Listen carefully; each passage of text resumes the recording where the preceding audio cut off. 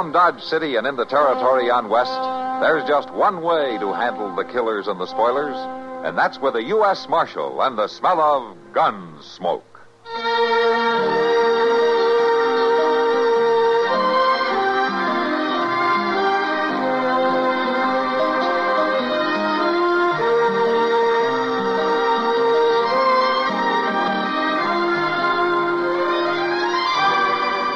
Gunsmoke, starring William Conrad, the story of the violence that moved west with young America, and the story of a man who moved with it.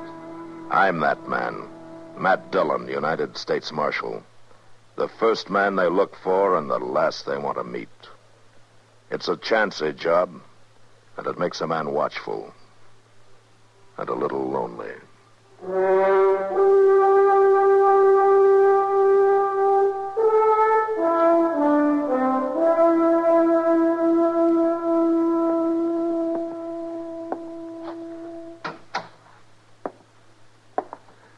How is she, Doc? Well, she's going to be all right, ain't she? Your wife is a sick woman, Aaron. Very sick woman. You don't seem hardly right. Lucy always been strong. She don't get sick. Well, she's sick now. Whatever have you been giving her? Oh, giving her pot herb tea. Strong. Real strong.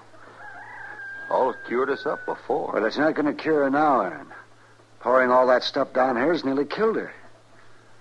You fix her up, Doc. It's your trade, ain't it? It'll be a day or two before we'll know anything. Before I can even do anything. What do you mean? Well, she's too weak after all that stuff that you've been giving her to stand an operation. I'll have to build her up. Operation? Well, there's just a chance that it'll save her. Something's got to relieve that pressure. You want to take a knife to Lucy? Well, it's the only thing I know to do. It may not work. I can't promise you that it will, but she'll die, sure, without it. No. You ain't going to take no knife to Lucy, Doc. No, she ain't that sick. I tell you, if you go on feeding her those herbs, she'll die. Well, you cut into her, she'll die, sure. No, Doc, get away from that door. Doc, I'm going in there, and I'll take care of her. Now, you listen to me. Along. Your wife's got one chance. It isn't a very good chance, but she's got one. And I'm not going to let you take it away from her if I have to keep you out of there with a gun. Oh, Doc, you got no right. I've got no right to let her die, either. I'm going to send for the marshal. He'll stop you. That's a good idea. That's a very good idea. Jed? Yeah? Come in here. Ma. Is it Ma? No, son. Your mother's all right. So far. What's Doc got the gun for? Oh, he won't let me go in there with your ma. He wants to take a knife to her. A knife? I'm not here to hurt anybody, boy. I just want to try to save your mother's life. Now, I want you to go into town and bring back the marshal. The marshal? Yeah, that's what I said. Somebody's got to settle this thing. Paul? Yeah, you go along. Bring the marshal, Jed. Law'll protect a man's rights. But what'll happen to Ma? Go along, boy. Go along. Now, nothing will happen to your ma. Nothing gonna happen to her. Now, that's a fact. Go on, Jed. You get the marshal out here. Don't let him waste no time. If you say so, Paul. I say so. Go on now. I'll take care of your ma. I aim to take care of her. Gun or no gun.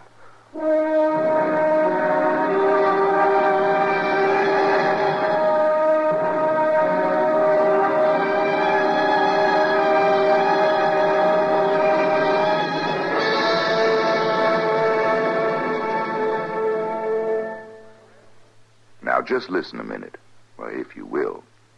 I've got a little story to tell you. Well, it's not so little. It's sort of a tall tale. I don't know if you've heard of Joe Mazurek or not. If you've never worked in steel, then you probably haven't. But he was a legendary giant whose body was made of pure steel. It was Joe who invented riveting. Joe would stand there shaping rivets out of the hot steel with his thumb and fingers, and while the rivets were taking shape, he'd punch holes in the girders or plates with his little fingers. Then he'd plug the rivets into the holes and pound them over with his knuckles. Worked so good that they invented riveting machines to take his place on jobs he couldn't get to. Joe was a busy man, you bet. But in between jobs, he couldn't just stand around doing nothing, so he'd stockpiled cannonballs, making them out of white-hot steel the way little children make snowballs by rolling them in their hands. For entertainment, Joe used to have what he'd call a taffy pull, only he'd use steel instead of candy. And as he stretched it out, his fingers would be shaping it. When he finished each long tug, he'd break it off and lay down another length of rail to cool. Guess half the rails of the B&O were made by Joe at his taffy pulls. Yes, Joe Mazurak was the spirit of the steel industry, the spirit of those men who worked and sweat before the open hearths of the Alleghenies, who laughed and bragged about the strength of their giant while they turned out the finest steel in the world. Some of that steel was Joe Mazurak himself, to hear them tell it. It seems that during the year of the big layoff, when the steel mills couldn't get metal to process, why, Joe, he melted himself down in the flames of hearth number 7 so as America could maintain its steel supply. Yes, old Joe was quite a legend, wasn't he? Say, isn't it nice being citizens of a country where you can laugh and talk about things free as a breeze, and write and read and worship, too? Yes, sir. Maybe you don't think about it much, but you should.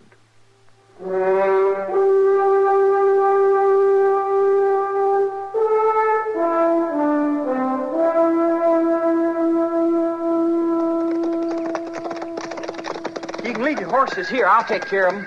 Oh, thanks, boy. All right, come on, Chester. Yes.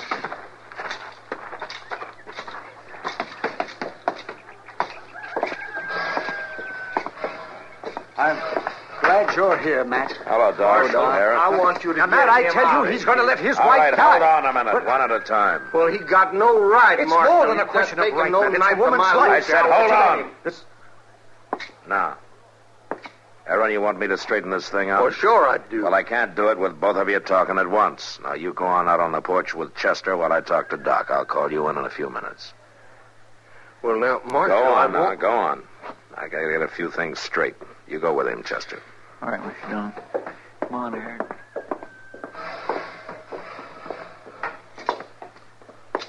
Now, Doc, what's this all about? What are you doing holding a gun on a man in his own house? I guess it looks crazy, Matt, but it was the only thing I could think of. Well, did he threaten you? Well, he threatened the life of that woman in there. His wife's got to have care, Matt, whether Aaron agrees to it or not. What's this business about a knife? Well, I've got to operate, Matt. There's something inside there causing a terrible pressure. And if it isn't relieved, it'll kill her. Oh. Have you done this before? Are you sure that you can save her? No, Matt, I'm not. I haven't done it before either. But I've read about it. And I can tell you this. She's got no chance at all if I don't try it. Now, that's all I'm sure of. And it's pretty chancy, isn't it? With the husband refusing his permission. Well, maybe so. I'd rather have his permission, of course. I'd like to have you with me, too, Matt. But I'll tell you, I'll find some way to do this. Whether you stand behind me or not. I can't let that woman die because of a lot of fear and superstition. Well, Doc, I don't know. Can she talk? Is she conscious? She's just barely. Well, can I see her for a minute? Oh, I guess so. Only a minute, though. All right.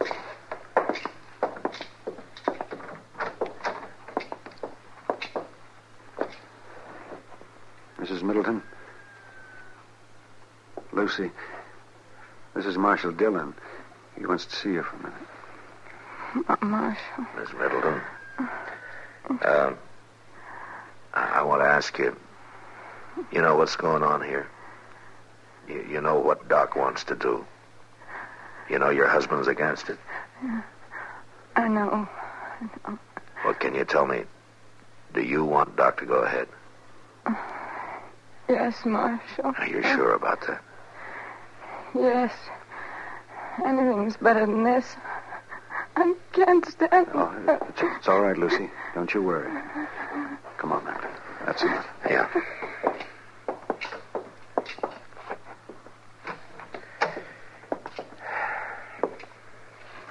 Well, Matt? I sure hope you're right, Doc.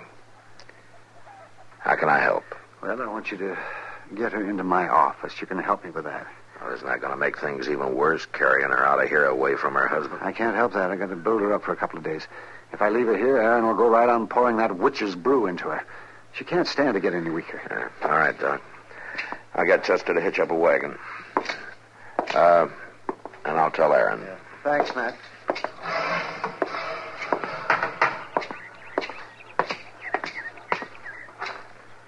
Well, Marshal, you going to clear him out of here? No, Aaron, I'm not. Your wife needs help, and Doc's the only man to give it to her, and I've got to take his word for it. You've got no right to I'm force taking him. the right, Aaron. Now, Doc says he's got to take care of her in his office for a couple of days. You can't take her away. Yes, he can, Aaron, and I'll tell you how it's going to be. You can stay right here calling us all names, or you can come along and help us move her. Now, that's up to you. Lucy need any carrying, I'll do the carrying. All right, then. Come on, Chester, let's get a wagon.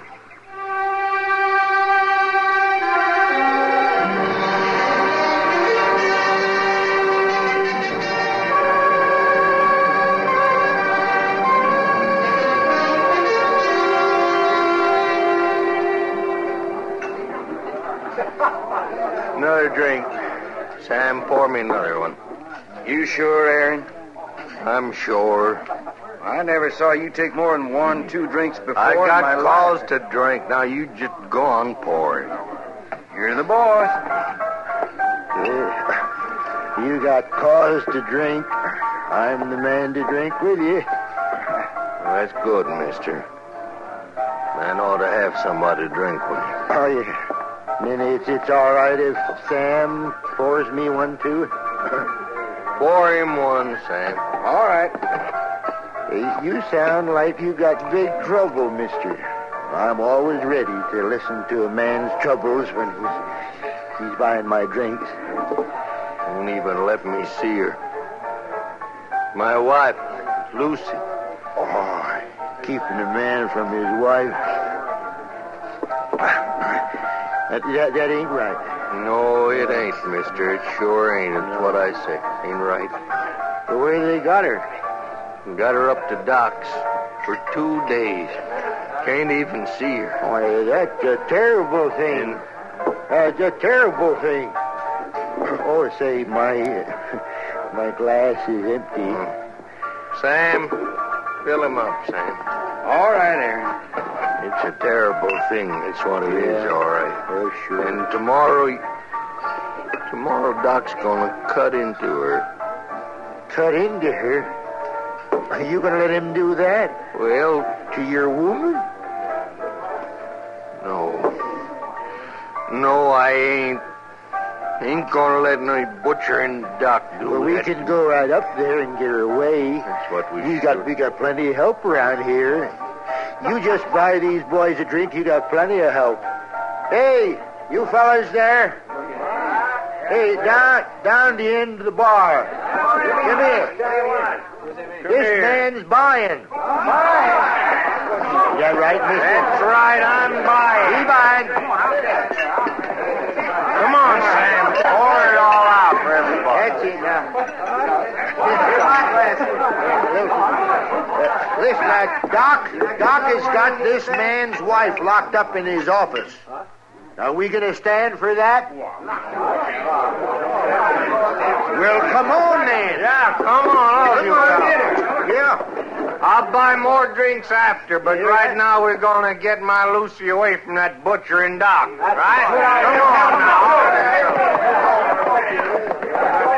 Hey, hold on there, Aaron. What's your hurry? We're gonna take Lucy away from that butchering Now, Doc. you just stand back there. You're going to leave Lucy alone. Doc's the only chance she's got. We're gonna get that butchering Doc, and all these men gonna help me. They say go and get Doc. Now, you stand out of the way, Marshal. Not Go and likely. Hey, what are you doing here? Pick him up, Sam. All right, Marshal. Yeah, I guess it's figured you'd be siding with Doc. Now, you listen to me. All of you. There's some excuse for Aaron acting the way he did. I'm sorry I had to hit him. But the rest of you standing around here working him up to Doc's got no cause. I'm going to tell you something.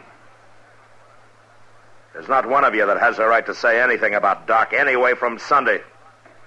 You got some rotten whiskey burning in your bellies, and you're ready to take off like a pack of coyotes on the best man in this town. Well, he's been patching you up and saving your skins drunk and sober for money or for free ever since you can remember. The first time you get a chance, you're howling at his heels. Now you listen to me good. Any one of you makes another move, I'll settle it with my gun, not my fists. Now go on, get out of here, all of you.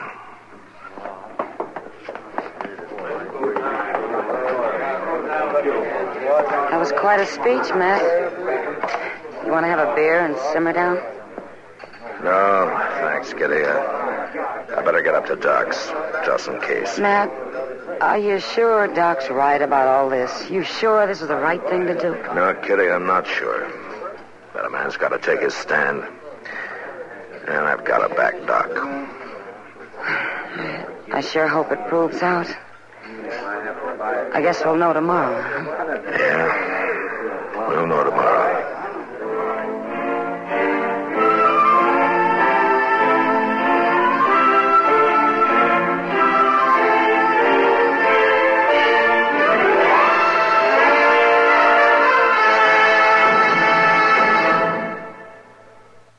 Well, here we are again. This is Myron J. Bennett with a little-known item of American military history.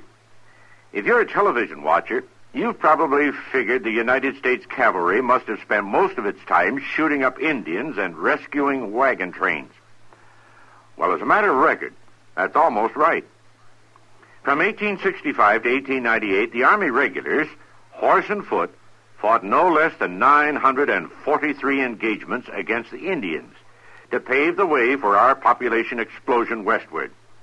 And one of them proved the old strategy that it's sometimes better to run away if you want to fight another day. A Sioux chief, Crazy Horse, had been on the warpath for months with thousands of braves when 5 troops of the 7th Cavalry caught up with him at the Little Bighorn River on June 25th, 1876. Instead of waiting for 2 other columns to arrive and encircle the red men, General George A. Custer attacked the vastly superior forces and was killed in the fighting with all his men. In the official inquiry that followed, one officer, Captain F.W. Benteen, suggested that Custer might have fled the field and saved part of his command, adding his famous footnote to the tragedy.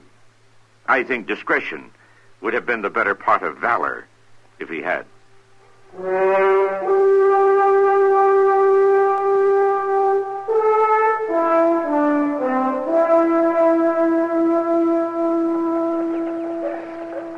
Mr. Dillon, what do you suppose is going on up in Doc's office? We've been sitting on these steps here an awful long time. You can't do things like this in a hurry, Chester. Reckon not.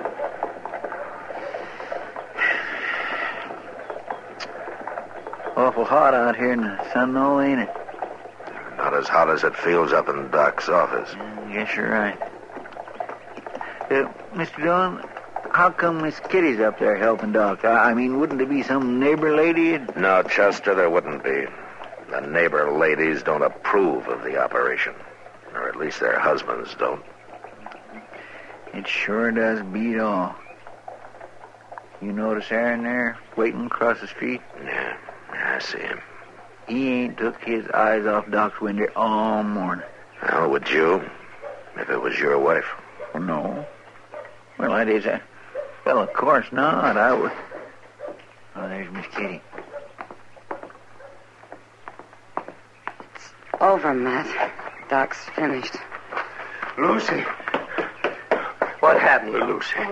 She's alive, Aaron. That's all I can tell you. You'll have to wait for Doc. He said he'd be out in a minute. Kitty, you look all done in. Yeah. I sure am. What, is she going to pull through, Lucy? Is she going to pull through? Honest, Aaron, I'd tell you if I knew. You just have to wait for Doc. Could I get you something, Miss Kitty? Some coffee or a drink, maybe? No, thanks, Chester. I'll just go along now. The air will fix me up. Oh, poor Miss Kitty. Oh. Doc. Doc, how is she? Well, Aaron, it's too soon to tell for sure, but I think she came through very well. She's got a lot of courage. Well, is she going to make it, Doc? Is she going to get well? I think she is, Aaron, with time. A lot of time. But yes, I think she's got a good chance.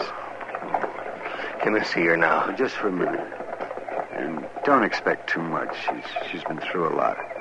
And don't talk to her. Just stand by there for me. Yeah, all right, Doc. Oh. Say, Doc. Yes, Aaron? Doc, I wasn't no help to you, I guess. Doc, I was afraid. Oh, I know, Aaron. Fear does terrible things to a man. But now, I want to thank you. Oh, it's all right, Aaron. You go on up there. Go on, you get up there and see her. All right, Doc.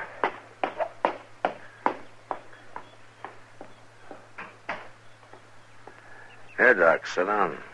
Looks like you could use some doctoring yourself. Yes, that was a hard thing, Matt. It was a very hard thing. Except for Kitty, you didn't have much help, did you? No, not much.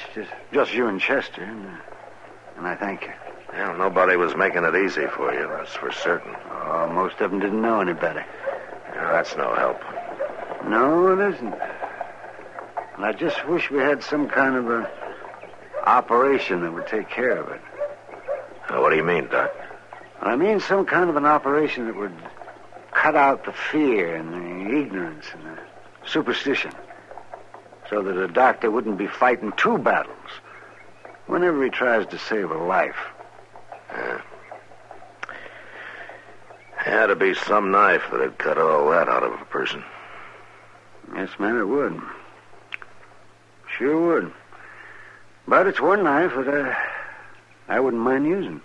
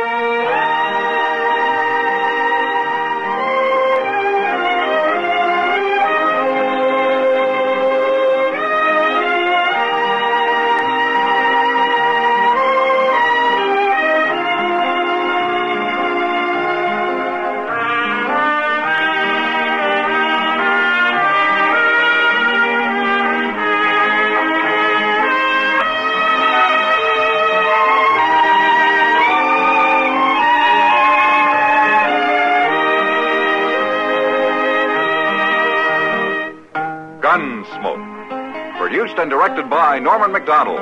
Stars William Conrad as Matt Dillon, U.S. Marshal. Featured in the cast were Parley Bear as Chester, Howard McNear as Doc, and Georgia Ellis as Kitty. George Walsh speaking. Join us again next week for another specially transcribed story on Gunsmoke. This is the United States Armed Forces Radio and Television Service.